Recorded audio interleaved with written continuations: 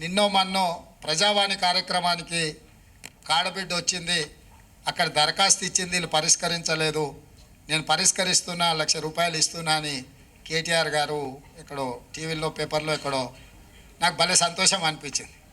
నీ 1,00,000 కోట్లలో ₹1,00,000 అన్న నీ మొడలు వంచి పేదోళ్ళకు వంచిపించిన ప్రజావాణి విజయవంతమైనట్టే కదా.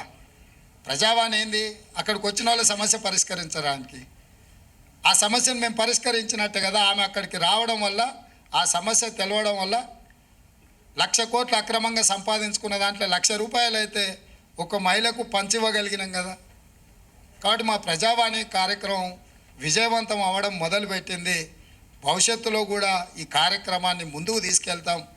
ప్రారంభంలో చిన్న చిన్న అంశాలు ఏమన్నా ఉన్నా మీడియా మిత్రులందరూ కూడా ఇది మీ బాధ్యతగా భావించి దాన్ని బాగా ముందుకు తీసుకెళ్ళడానికి సహకరించాల్సిందిగా కోరుకుంటూ, ఇంకా 99,999 కోట్ల రూపాయలు కేటీఆర్ దగ్గర ఉన్నాయి. 1,00,000 కోట్ల సంపాదనలో 1,00,000 పోయినా మిగతాది ఉంది కాబట్టి మిగతాయి కూడా పంచాల్సిన పరిస్థితి, పంచిపించాల్సిన గత్యంతరం లేని పరిస్థితి వాళ్ళకు కల్పిస్తాం. తప్పకుండా అవి పంచక తప్పదు.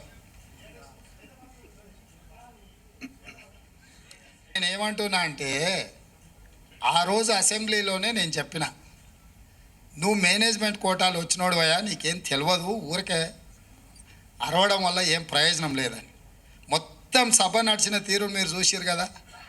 బామర్దుల తాపత్రయం తప్ప ఒక్క సభ్యుడన్నా లేచి వీళ్ళు మాట్లాడుతున్న దాన్ని సమర్థించినరా? శాసనసభలో జరిగిన చర్చలన్నీ తీసుకోరు, వాళ్ళిద్దరే ఆరాట పడుతున్నారు, వాళ్ళిద్దరే పోరాటం చేయాలని చూస్తున్నారు. మిగతా ఎవ్వరు వాళ్ళతో కలిసి రాలే.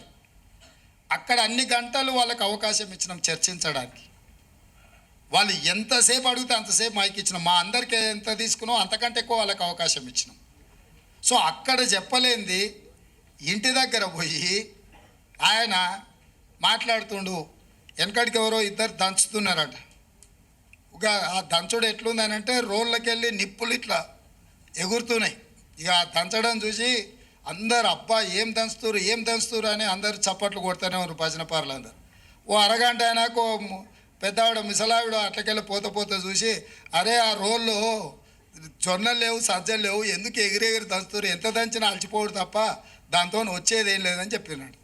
అసెంబ్లీలో కూడా హరీష్ కేటీఆర్ దంచుడు అట్లున్నది.